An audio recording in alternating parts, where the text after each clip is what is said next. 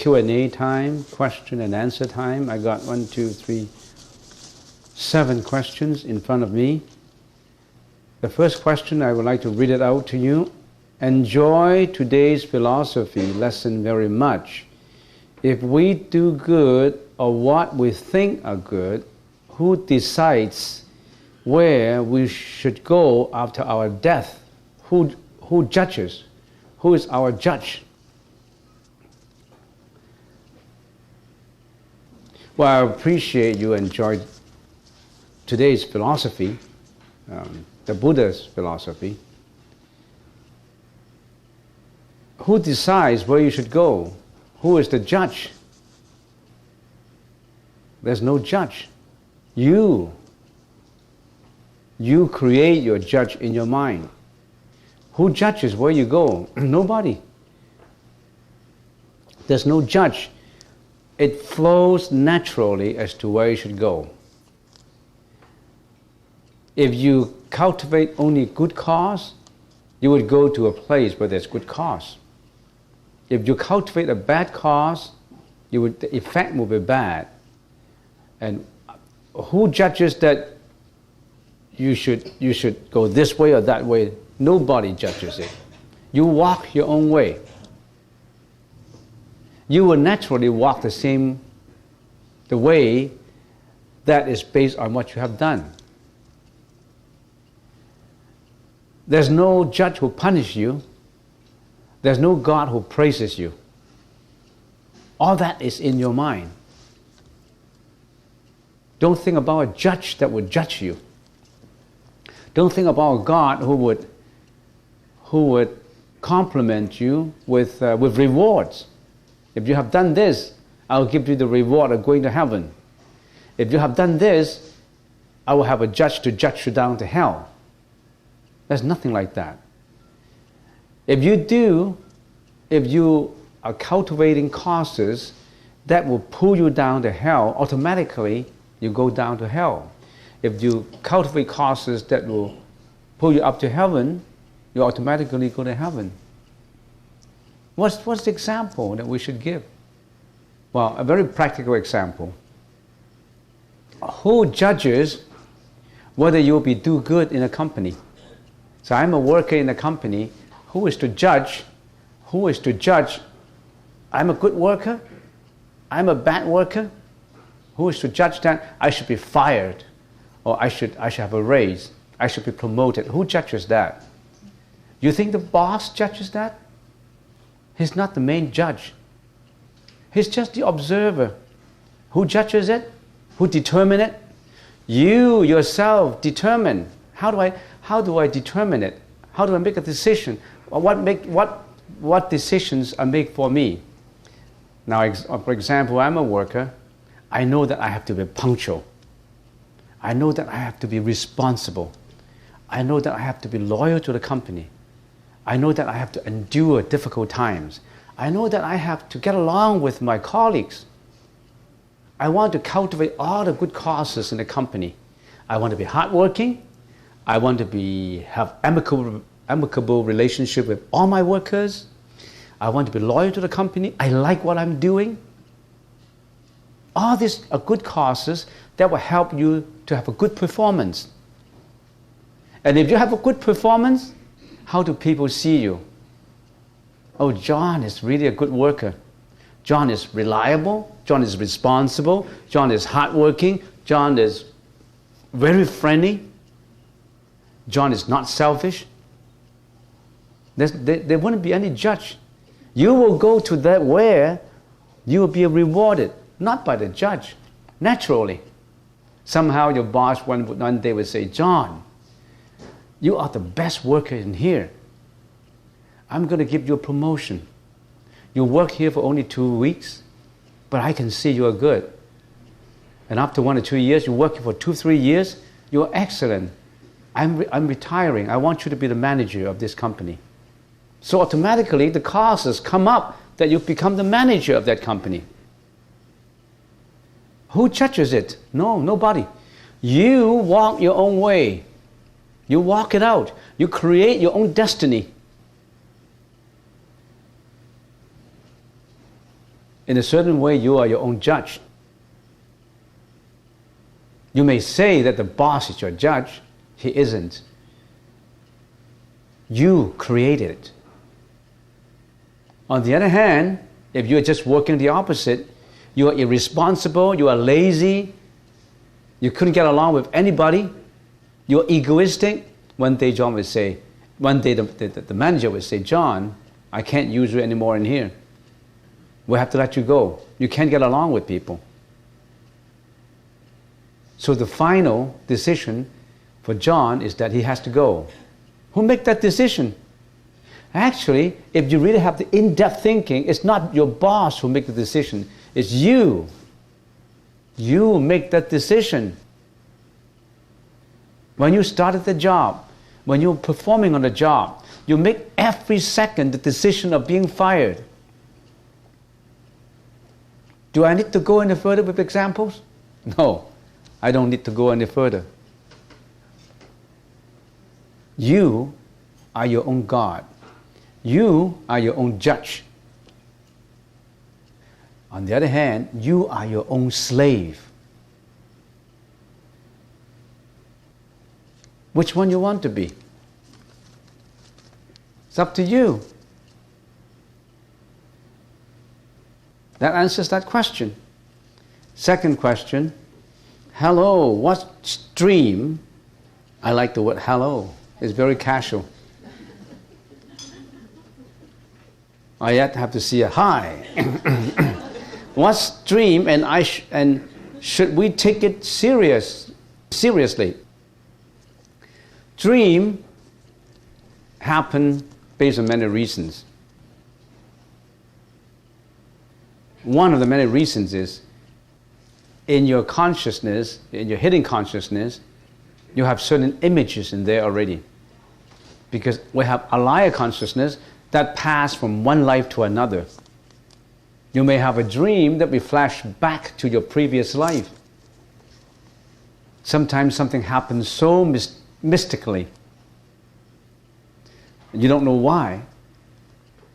In your dream, you could be in one dream. You dream of living in Hawaii, or you dream of living in Africa. You've never been to Africa, but you thought about living in Africa because you lived in Africa before. Because in your consciousness, you have that hidden images in you, in your memory. You know, all of us, we don't have just one life, you know.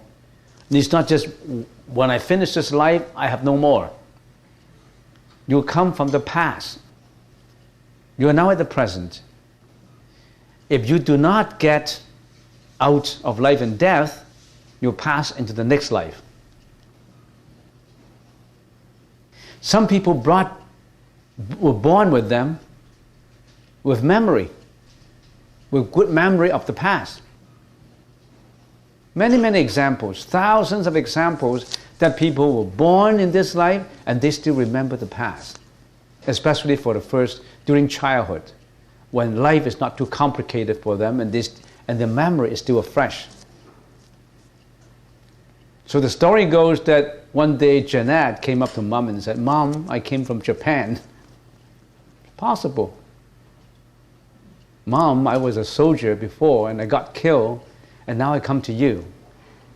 And now whenever I heard about gunfire, I got frightened because I was killed in a war. In the First World War, in the Second World War. There's so many cases of reincarnations. So there are hidden images in your alaya consciousness, and sometimes its images come up. These images will not come up without a reason, though. If these images come up and they are all bad, dreams about suffering, dreams about ugliness, dreams about starvation and earthquake, or dreams about kill and being killed, you got to watch out because you, while you are awake, you do not do good things enough to reflect good images. You always think maybe negatively, with anxiety, you're always egoistic, you're always thinking about yourself, you're not rendering compassion to others. So that's the reason why if you always render loving kindness to others, if you're always compassion to others, your images are going to be good. A bodhisattva should practice four perspectives of, what should I say, of cultivation. What are these four perspectives? The first one, I gotta rethink in Chinese language first. 此起悲喜舍. 起悲喜舍. What is qi? Loving kindness. Loving kindness. What is bei? Bei, compassion. What is hei? Sympathetic joy. What is se? Equanimity. So what is the first one? Loving kindness. Loving kindness is to make people happy. What is the next one? Compassion. Compassion is taking out your suffering. It's different from the first.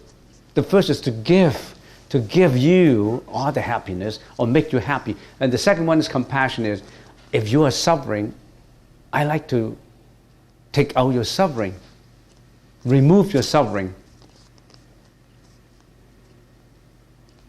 So if you're annoying people, if you're hurting people, are you rendering compassion? If you're revenging by violence, you do this to me, a tooth for a tooth. You hit my tooth off, I'm going to hit your tooth off. A tooth for a tooth, a face for a face. Are you rendering compassion? No, you're not. You're not rendering compassion. So compassion is to take pain out from people. So if you're a doctor who is always healing patients, you are the most compassionate doctor. But if you're a doctor who's aiming at making money, you don't care about your patients, you're not a compassionate doctor. That's the second. What's the third? Sympathetic joy. Sympathetic joy to make everybody joyful is related to the first one. Sympathetic joy is to render to all sentient beings, not just to one individual. Sympathetic joy, you're being sympathetic. And what is the last one? Equanimity. What is equanimity? It's peacefulness of letting go. Letting go of what? Letting go of your mental afflictions, letting go of your jealousy, letting go of your hatred, letting go of your violence behavior, letting go of all those that are no good. So if you dream, going back to the question, if you always have these four immeasurable equanimities of mind, of mental attitude, your dream will show up to be meritorious dream, good dream, dream of compassion, dream of joy. But if you always have bad dream, that you're falling into a trap, you're falling into hell, you're always falling from a mountain, you got to watch out. Maybe you're egoistic. Maybe you should improve on yourself. So the dreams sometimes tell you your direction. If you're always thinking of others in your dream, you will always think of others. So how to purify your dream? How to help you to make good dreams? In your daily life, you'll be a nice person. Your dream will be nice. And that's from the consciousness. And of course, there are other things that is not out of the consciousness, that's out of the present life. And there are other dreams that's also like a deja vu to you. Now you're dreaming ahead. Like there's something that's happening in the future and you know it now in your dream. Why? Because you're analyzing that in your dream. Something is going to happen, but at the back of your mind, you can put all these causes and effect together, and you sort of postulate a decision. You sort of projecting on a decision that's going to happen. We all have that power, you know. Or some people do their homework in a dream. A good salesman do their homework in a dream. When a salesman, before a salesman go to sleep, they say, I'm going to put all this information together. Dream, Mr. Dream, I'll work in my dream. So he worked in, how do I improve this public relations? I'm going to see that client tomorrow. How do I dress? How do I talk? How do I convince him? And in his dream, he's full of all, his dream is a conference of all causes put together. Because it's programmed, the dream. You can program your dream sometimes. How? Think about nice things. Think about my agenda for the new year. How do I be a volunteer in a nursing home? How do I volunteer in hospice care? How do I improve myself? How do I improve my family relationship? All these can happen in your dream. I think there are books about dream, and I'm not a writer of those books, so I'm not going to continue any further. That's it for this question. Okay, next question. If I understand well, today's lesson taught us that we are nothing. Today, did I teach you to be nothing? So how can we be reborn if we are nothing? And if there is nothing, why do we have to go to nirvana? We are nothing.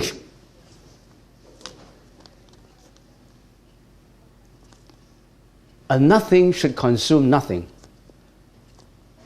Then you should be sitting here eating your food. You should be out there starving because you're nothing. On the one hand, you say, I'm something. My stomach is hungry. On the other hand, you say, I'm nothing. Well, you are nothing, but you are everything. You are nothing, but you are everything. Remember what I said about a poem by William Blake? William Blake, B-L-A-K-E, a British poet. To see a world in a grain of sand and a heaven in a wild flower. Hold infinity in the palm of your hand and eternity in an hour. If you can hold infinity in the palm of your hand, are you nothing? If you can see a world in a grain of sand, are you nothing? You're not nothing. I remember there was a teenager who asked his parents, Mom, I failed in my test. I'm nothing. I should be blamed. I lose face. I'm nothing. Well, and then the sister said, no, Sonny, you're not nothing. You're everything. Why? Because when you close your eyes, you still can see. When you close your eyes, you can imagine. You can imagine so many things. When you open your eyes, yes, you only see certain things, but when you close your eyes, you can see the whole world. Why? Because I can think of millions of miles away. Your mind is everything. Your mind now can travel to North America. Your mind now can travel to California. Your mind can nurture yourself to be one of the most successful men on earth if you want to be. You're everything. In appearance, you could be nothing, but mentally, you're everything. So how come you say you are nothing?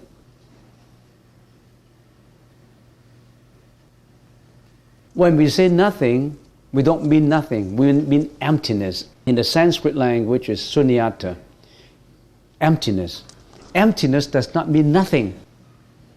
Emptiness depicts everything. Why? Emptiness explains the philosophy of the world. Emptiness explains everything arises on causality. Everything formed because of causes and conditions. But causes and conditions come together, there's something formed. Causes and conditions disintegrate, no more cause. no more conditions for it to survive, then it collapses. So emptiness means causality, means everything depends on causes. And everything is impermanent. Everything does not have its real essence. It's dependent. So that's why it's nothing. You see it as nothing, but it exists. This thing itself is nothing because it does not have its own reality. It does not have its own real essence because it is a conglomeration of all the causes put together. You analyze this remote control. This is color, metal, plastic, wires inside, color, and everything that constitutes this thing. This is called remote control. But this one does not have its real essence. It is just a combination of all causes put together. This is impermanent. This is breakable. One day it will go. Me as a person, I'm nothing. Why? Because I don't have a real entity. There's nothing defined, of course, in terms of emptiness. Because now I exist. Where do I come from? How do I exist? I exist now, but I'm not permanent. I'm not eternity. I don't know if you understand, if you follow that concept, you really have to go deeper to think about it. You are not nothing.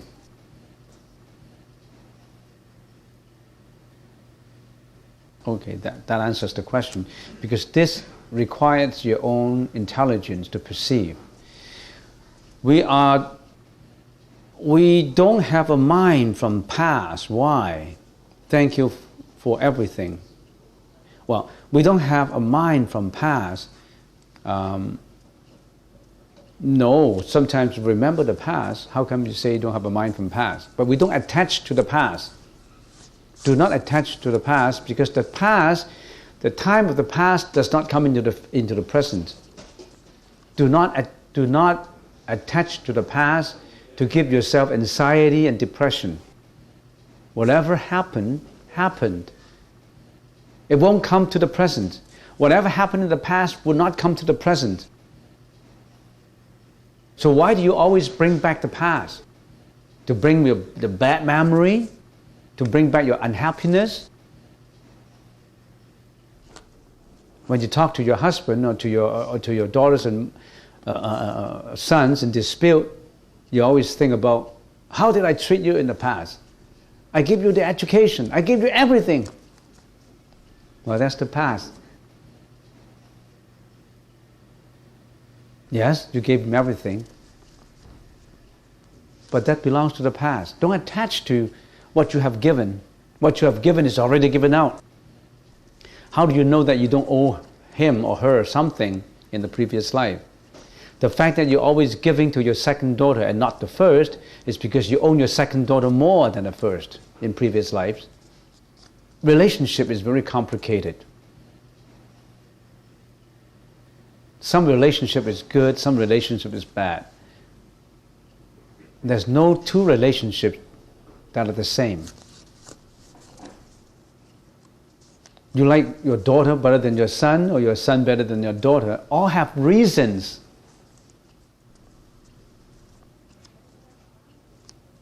You can't change that reason for the past, but you can change it for the future. More loving kindness, more compassion, more sympathetic joy, more equanimity, and that will change. So although everything is changing, you can improve on it.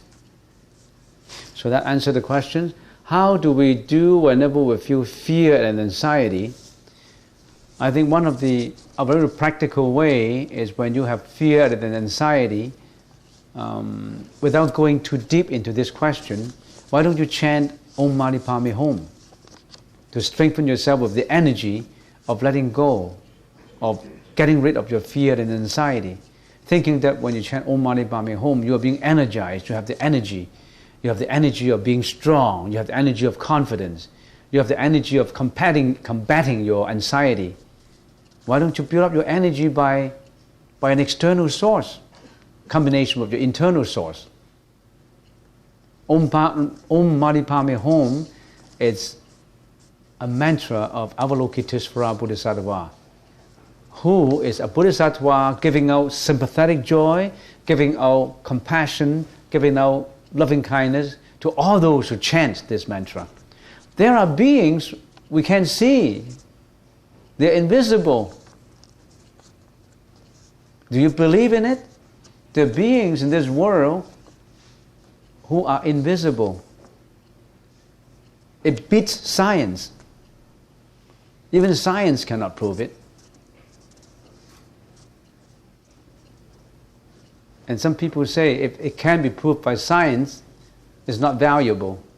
I still remember there was a book, it's called The Power of Myth by Campbell. And there was one day a priest asked him, Mr. Campbell, a philosopher, and he said, Mr. Campbell, there is no logical way to prove the existence of God. Is there any?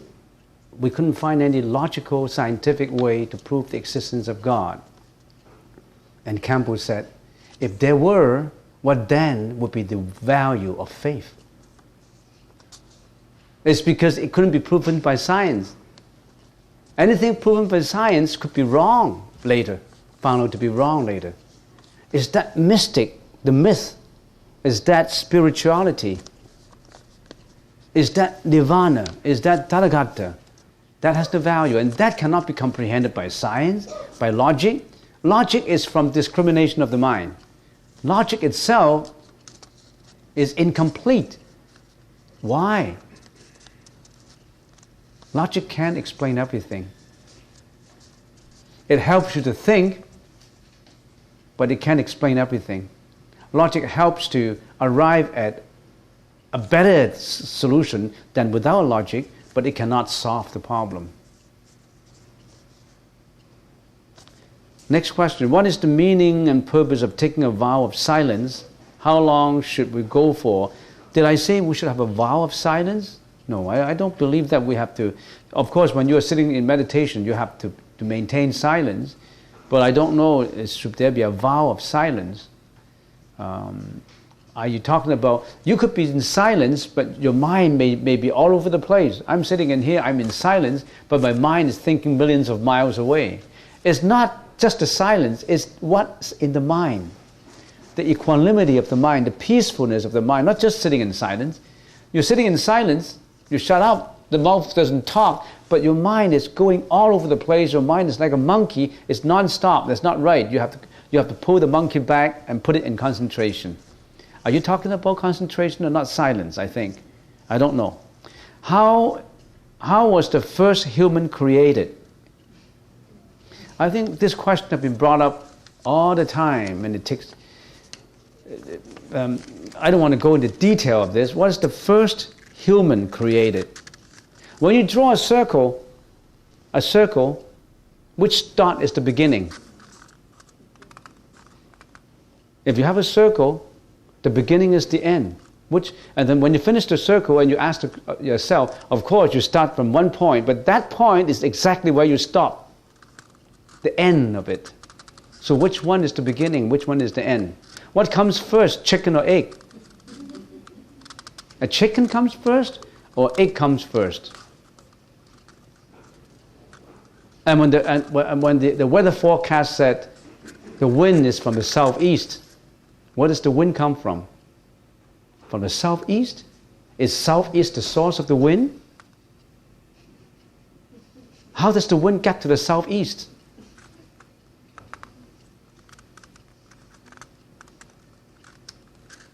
So, why are you worrying about the first human? You want to write about the ancestry of your own family? Why do you, the first human created? Don't upset your mind and rack your mind to find out the first human. You'll never get it. Why don't you just think about if you want to know what the first human created, Why don't you just tell me the answer? Egg or chicken? Which one comes first? And I must warn you, don't think too much. You get crazy. You'll get crazy if you think about that all the time. Why? Because there's so many things in the world that is unknown. So many things in this world that is beyond our comprehension, beyond our mind, that is conceptual. When we think, we have to conceptualize things. It's just like when you want to think about God, we have to personify the God. So that's why we want to create an image, like a Buddhist statue, When you think about Buddha, you cannot think without conceptualizing something. You cannot think about Buddha unless you think about the figure of a Buddha, the image of a Buddha, the statue of a Buddha. And how do you create that image so that you can think about that Buddha? You carve a piece of wood, you chip it, you gold leaf it, you paint it. And if you think the Buddha really looks like that, the Buddha would laugh. You think the Buddha really looked like that? I make this Buddha and I think, this is what the Buddha looked like. There's a saying, Avalokitesvara would die from laughter. If you think that is the Buddha. That's just a personification for the sake of thinking about it, because we cannot think without conceptualizing. And that conceptualization is wrong. That's what the Diamond Sutra is all about. The Buddha is not a Buddha, that is why it is called Buddha.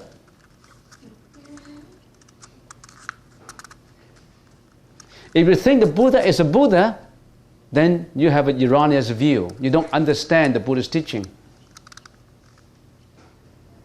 The Buddha is a Buddha because it is called Buddha, expediently called Buddha. But the Buddha is not Buddha.